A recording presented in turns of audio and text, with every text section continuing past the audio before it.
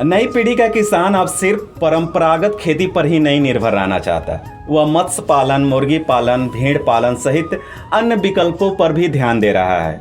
आज हम अपने किसान भाइयों को मत्स्य पालन के बारे में जानकारी देंगे। इसके लिए हमारे पास मौजूद हैं वैज्ञानिक डॉक्टर संजय कुमार श्रीवास्तव जी।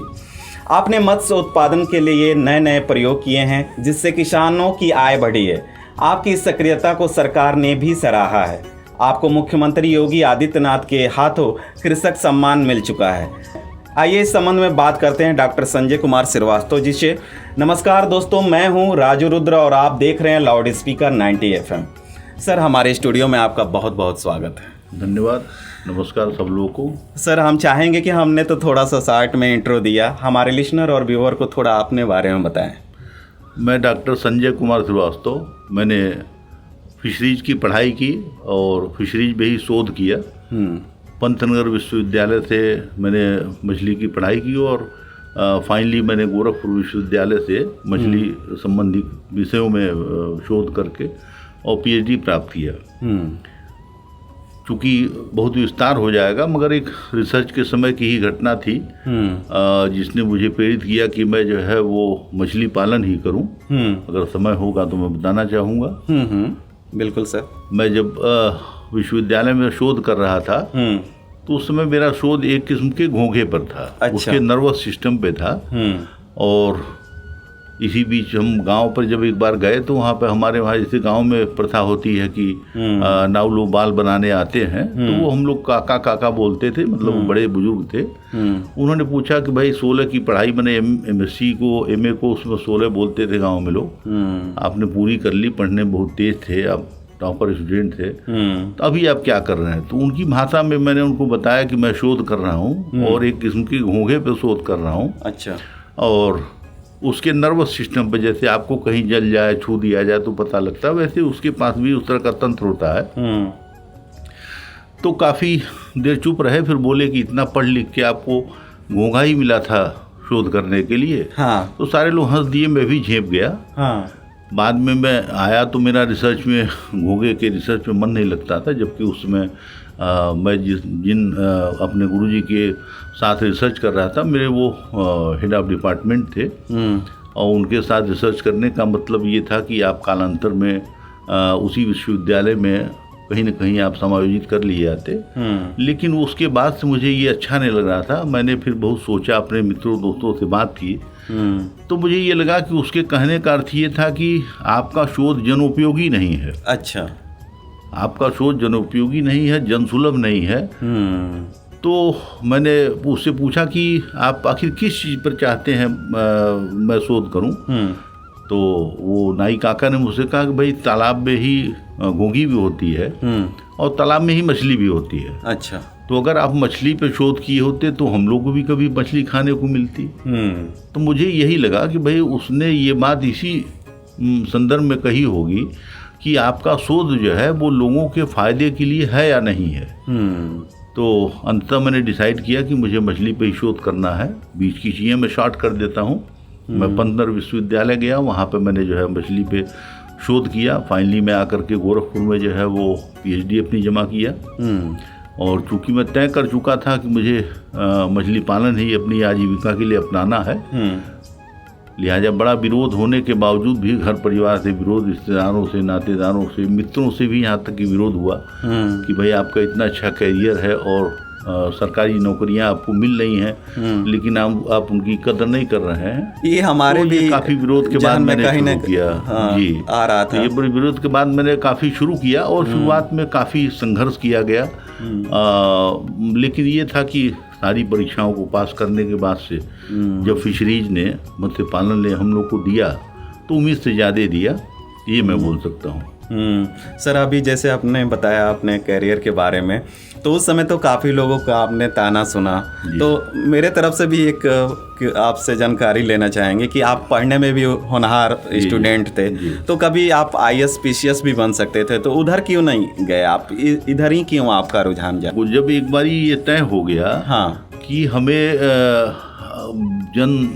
जनोपयोगी शोध करना है, या जन सुलभ काम करना है तो ऐसा नहीं है, मौके उसमें काफ़ी होते हैं। घर परिवार के लोग ये चाहते भी थे कि आप इसकी तैयारी करें, IAS PCS बने, लेकिन ये होता ना कि ऐसे अगर आप गांव से खेती से जुड़े हो, चूँकि हम लोग गांव से जुड़े हुए थे। आपको मैं बताना चाहूँगा कि 3 साल शोध के समय, जबकि उसमें महाराजगंज में मेरा गांव जो है जगदौर हुआ, जहाँ से गोरखपुर विश्वविद्यालय की दूरी लगभग 70 किलोमीटर पड़ती है, और लगातार 3 साल उन टूटी सड़कों से मैं रोज़ सुबह आता था और गोरखपुर विश्वविद्यालय में रिसर्च करता था और रोज़ शाम को चला आता था, क्योंकि मैंने वहाँ पर एक छोटी सी पोल्ट्री की शुरुआत कर रखी थी। अच्छा। तो गांव से जुड़े होने का मतलब होता है, अगर आप जो है कहीं IAS हो सकते हैं, आप वहाँ पे जो मदद कर सकते हैं लोगों की, लेकिन कहते हैं ना हमारे वहाँ की जो है वो मंदिर में दिया जलाने से बढ़िया है कि पहले आप अपने घर में दिया जलाइए। सही बात। मेरी मेरी नौकरी बैंकॉक में भी लगी थी, उस समय जो है वो 50,000 बात की नौकरी थी, जो कि इंडियन रुपीज़ में 60,000 रुपये होते थे। वो काफ़ी बढ़ चुकी होती, वो बिल्कुल शुरुआत की बात है, ये 1995 की बात है। लेकिन ये सोच करके कि ये पैसा लेकर के अगर आप अपने घर जाते हैं तो लोगों को इससे क्या मतलब, वो तो उनके हित का हुआ नहीं। अगर आप अपने गांव पर काम करते, जैसे अभी हम लोग जो है वो प्रत्यक्ष और अप्रत्यक्ष रूप से देखा जाए तो सैकड़ों लोगों को रोजगार मिला हुआ है। अगर फार्मर्स की संख्या देखी जाए तो मेरे पास जो है वो हैप्पी फार्मर्स लिस्ट कम से कम जो है वो 7 से 8 हज़ार फार्मर्स की होगी। वो हर फार्मर के वहाँ 2 आदमी, 3 आदमी, 5 आदमी, कोई तो ऐसे बड़े हैं जो हम लोग से भी बड़ा काम कर रहे हैं, उनके वहाँ बहुत ज़्यादा रोजगार मिले हुए हैं। तो मतलब ये है ना कि जैसे आपकी एक सोच बन जाती है कि भाई हम जो काम कर रहे हैं उससे हमारे गांव को, हमारे इलाके को क्या मैं कुछ दे पा रहा हूँ, इस लिहाज से, क्योंकि एक आदमी की सीमा है ना, वो हर काम तो नहीं कर सकता, वो IAS भी नहीं बन सकता और साथ में ये अपने फार्मिंग नहीं कर सकता, इसलिए मैंने ये चुना। सर, आपने मत्स्य पालन में काफ़ी कुछ प्रयोग किए हैं जिससे किसानों को काफ़ी फायदा हुआ है। हमारे श्रोता भी जानना चाहते हैं कि कौन कौन से आपने काम किया है। मत्स्य पालन में देखिए उसके पहले से होता रहा, मत्स्य पालन कोई आज का काम नहीं है। मछली आप देखिए, मत्स्य पुराण लिखा गया, मछली का इतिहास बहुत पुराना है, पहले भी जो है वो ये होता रहा है। बस ये रहा कि अभी जो मत्स्य पालन होता है वो वैज्ञानिक तरीके से होता है। अच्छा। और कोई भी चीज़ जब आप वैज्ञानिक तरीके से करते हैं तो उसमें आपको उत्पादन कई गुना बढ़ जाता है। हाँ। हम लोगों ने सिर्फ इतना ही किया कि चूंकि फिशरीज विषयक पढ़ाई थी, रिसर्च थी, तो हम लोगों ने मत्स्य पालन को वैज्ञानिक तौर तरीके से करना शुरू किया और इसका हम लोग को फायदा मिला। जैसे शुरुआत में हम लोगों ने पोल्ट्री का स्टार्ट किया, क्योंकि पोल्ट्री में कैपिटल जल्दी रिसाइकिल हो जाती है, और चूंकि घर से, परिवार से उसमें मदद नहीं मिल रही थी, दोस्तों मित्रों से ही हम लोग को लेकर पैसे लगाने थे, तो ऐसा पैसा चाहिए था जो जल्दी खाली हो सके। फिर हम लोगों ने मत्स्य बीज उत्पादन की तरफ ध्यान दिया, मछली के बीज तैयार करने के लिए। मछली के बीज तैयार करने में हम लोगों ने ये देखा कि अगर जो दूसरी मछलियाँ होती है, अगर उनको आप गर्म पानी किसी भी तरीके से देते हैं तो वो जल्दी ब्रीडिंग के लिए तैयार हो जाती है। जैसे जो मछली आमतौर पे, आपको ये बता दें कि जो मछलियाँ होती हैं आमतौर पे वो गर्मी और बरसात के सीजन में ही वो अंडे के लिए तैयार होती हैं। आप ऐसे समझ सकते हैं कि जिन महीनों में आर नहीं होता है, ये माना जाता है कि मछली के बच्चे उन महीनों में होते हैं। अच्छा।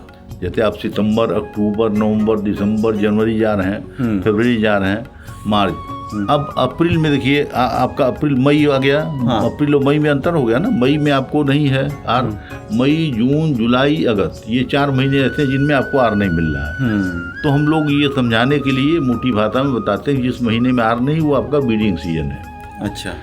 तो अब मई में मछली ब्रीड करेगी, लेकिन अगर उसको आपने जाड़े के दिनों में, क्योंकि खास करके हम लोग का वैसे भी महाराजगंज नेपाल की तराई में बता है, यहाँ पर कि जो है वो टेम्परेचर जाड़े के दिनों में काफ़ी कम होता है, और मछलियों को ब्रीडिंग के लिए तैयार होने में थोड़ा टेम्परेचर ज़्यादा चाहिए होता है। लिहाजा अगर हम लोग थोड़ा पहले ब्रीडिंग स्टार्ट करते हैं, एक मछली है कॉमन कार्प, उसमें अंडे आप ठंडक में भी निकाल सकते हैं, जैसे जनवरी फरवरी में भी निकाल सकते हैं। अच्छा। तो उसकी ब्रीडिंग हम लोग जनवरी फरवरी में करते हैं, और जो उसमें यूज होने वाला ग्राउंड वाटर है वो गर्म होता है। ये जब तालाब में इनोकुलेट करते हैं, डालते हैं, तो दूसरी मछलियाँ भी तैयार हो जाती हैं। अच्छा। यानी जो मछली आपकी जो है मई में तैयार होती ब्रीडिंग के लिए, उसको आपने फरवरी या मार्च में ही तैयार कर लिया। हाँ। तो एक तो ये साइंस का योगदान हुआ कि आपने उसको कैसे जो है वो जो ग्राउंड वाटर है जो रिलेटिवली गर्म होता है, तुलनात्मक रूप से तालाब के पानी से ज़्यादा गर्म होता है, उसका इस्तेमाल करके आपने एक खास किस्म की मछली जो कॉमन कार्प मैं बता रहा हूँ उसके बच्चे भी तैयार कर लिए, और उस गर्म पानी के इस्तेमाल से आपने जो है वो दूसरी मछलियों को भी तैयार कर लिया। हाँ। इसके लिए जो है वो जो भारत का बहुत बड़ा इंस्टीट्यूट है, भारत क्या अगर एरिया वाइज देखेंगे तो पूरे एशिया का सबसे बड़ा इंस्टीट्यूट है सीफा। अच्छा। Central institute of fisheries fish aquaculture. अच्छा। तो उसने जो है वो हम लोग को बड़ा प्रोत्साहित किया कि आपने ये एक नई टेक्नोलॉजी लगाई, इसके लिए उन्होंने हम अपने वहाँ बुला करके और हम लोग का लेक्चर भी कराया था। अच्छा सर, ये पूरा आपका कॉन्सेप्ट था जो जी भी आप बता। जी। अच्छा। देखिए, जब आप काम करते हैं और आपको कम संसाधनों में काम करना होता है तो आप नए तरीके खोजते रहते हैं कि कैसे हम काम करेंगे तो हमारा ये काम बढ़िया हो जाएगा। तो ये हम लोग का हुआ। तो ये तो एक चीज़ हुई। फिर जैसे जैसे जरूरत पड़ती गई हम लोगों ने फिर जो है नया काम शुरू किया, और चूंकि वैज्ञानिक तरीके से किया गया तो इसलिए आप उसको ये कह सकते हैं कि उसके फायदे हम लोग को मिले जो और दूसरे फार्मर्स को भी मिल सकते हैं। जैसे कि जब मछली के बीज का हम लोगों ने हैचरी शुरू की तो खास करके महाराजगंज और गोरखपुर मंडल में बहुत ज़्यादा हैचरीज हो गई। इधर आसपास के गोरखपुर मंडल के सारे जिलों में हैचरीज हो गई और इतना ज़्यादा मछली के बीज पैदा होने लगे कि यहाँ एक किस्म से जो है वो सेचुरेशन या मतलब स्यूडो सेचुरेशन कह सकते हैं कि छद्म संतृप्तता की स्थिति आ गई। और 2014 के आसपास तो इतना ज़्यादा प्रोडक्शन था कि पूरे उत्तर प्रदेश में जितनी नीड थी वो सारी नीड सिर्फ जो है वो गोरखपुर पूरा कर सकता था। 173 हैचरी जो है पूरे उत्तर प्रदेश में थी, उनमें से 73 सिर्फ गोरखपुर मंडल में थी उस समय। इतना ज़्यादा प्रोडक्शन यहाँ का सीड का था। आप जानते होंगे जब भी किसी चीज़ का प्रोडक्शन ज़्यादा होगा तो प्रॉफिट मार्जिन कम होगी। प्रॉफिट मार्जिन, हाँ। तो प्रॉफिट मार्जिन कम होगी तो इसमें से कुछ लोगों को निकल करके नए ट्रेंड्स बनाने होंगे, नए रास्ते खोजने होंगे। क्योंकि आम फार्मर ये रिस्क नहीं ले सकता। हम लोग की मछली में पढ़ाई लिखाई थी तो हम लोग की ये ड्यूटी बनती थी, फिशरीज ने ये जिम्मेदारी हम लोग को दी कि अब कोई नया रास्ता खोजा जाए। उस समय हम लोगों ने फिर जो है प्रयास किया कि कोई मछली पालन का काम शुरू किया जाए, क्योंकि सीड का काम तो ज़्यादा हो गया। हाँ। तो ऐसे में हम लोगों ने फिर रोहू, कतला, नैन, ग्रास कार्प, सिल्वर कार्प, जिसको पॉलीकल्चर बोलते हैं, हाँ, इसका काम शुरू किया। इसके सीड तो हमारे वहाँ उपलब्ध थे। चूँकि मैं एक ट्रेनिंग के सिलसिले में 1995 में थाईलैंड जाना हुआ था तो मैंने वहाँ पे एक जो अपने वहाँ बैखरी मछलियाँ बोलते हैं, पंगेसियस होती है ये मछली, ये मूलतः जो है वियतनामी मूल की मछली है। वहाँ पे मिकांग नदी में पाई जाती है, जैसे हमारे वहाँ गंगा है तो मिकांग भी विश्व की 7वीं बड़ी नदी है, उसके लोअर बेसिन पे ये पाई जाती है। अच्छा। और तकरीबन 60 साल से इसको जो है वो लोगों ने मछली पालन के उपयुक्त बना लिया है। इसको जो है वो ट्रेंड कर लिया है कि इनको तालाबों में हम पाल सकते हैं। तो इस मछली का हम लोगों ने ये सोचा कि कम जगह में ये ज़्यादा मछली पाली जा सकती है, क्योंकि ये वायुश्वासी मछली है। रोहू, भाकुर, नैन, grass carp, silver carp, common carp, ये मछलियाँ जो घुलित ऑक्सीजन पानी में है उसी को ले सकती हैं। अच्छा। लेकिन पंगेसियस की खासियत ये है कि ये तालाब में ऊपर सतह पे आकर के और वातावरण की ऑक्सीजन भी ले सकती है। तो लिहाजा ये जितना आप रोहू, कतला वगैरह पालते हैं उससे 5 गुना संख्या में पाल सकते हैं उसी तालाब में। तो ये हमारे वहाँ के लिए काफ़ी जो है सूटेबल मछली हो गई, क्योंकि जो है वो तुलनात्मक रूप से देखें तो उत्तर प्रदेश में जो है वो छोटी काश्तकारी है, बहुत बड़ी काश्तकारी जैसे नहीं है। जैसे आंध्र में देखिए तो वहाँ पर बड़े बड़े रेड्डी लोगों के बड़े बड़े फार्म हैं, कई एकड़ के, 100 एकड़, 200 एकड़। तो उत्तर प्रदेश में एवरेज जो साइज है खेती की वो एग्रीकल्चर विभाग के जो आंकड़े हैं मुझे लगता है वो शायद 1 हेक्टेयर से भी नीचे हैं। अच्छा। अब छोटी खेती जैसे उसमें किसी पास 1 एकड़ खेती है, किसी पर 1.5 है, किसी पर, तो सारी खेती को तो वो मछली पालन में बदल नहीं सकता। नहीं।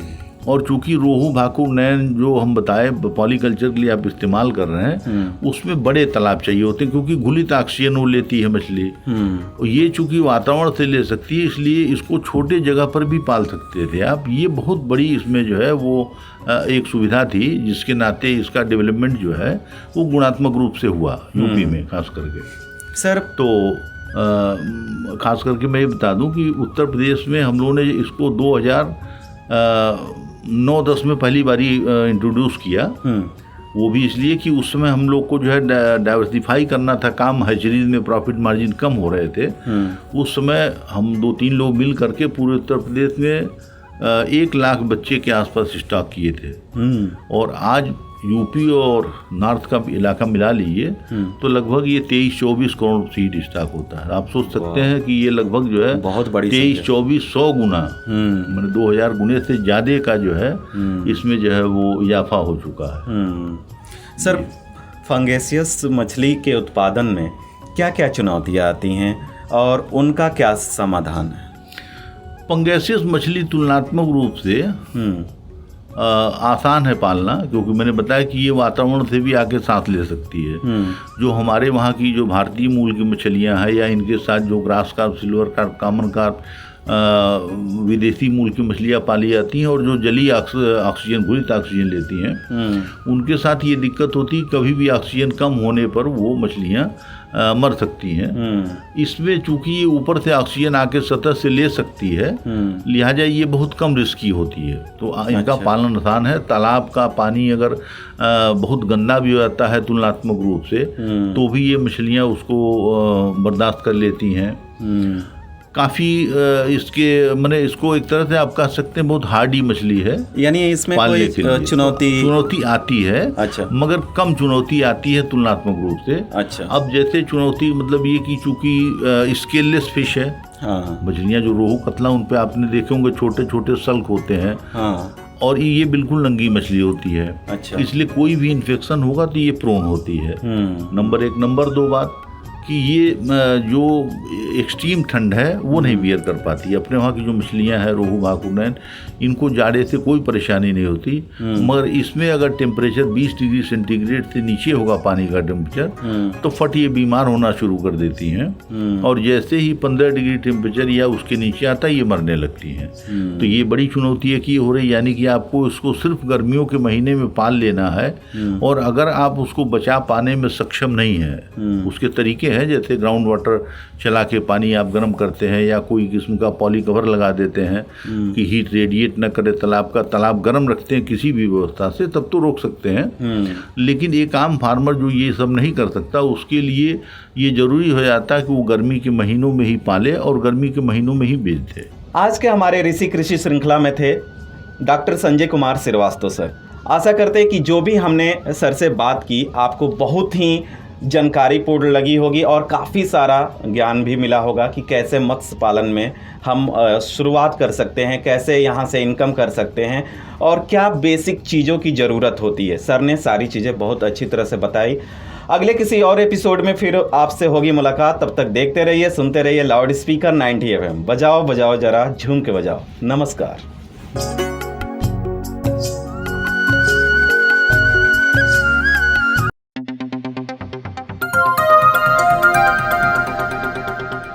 बजाओ जरा झूम के बजाओ, बजाओ बजाओ जरा झूम के बजाओ।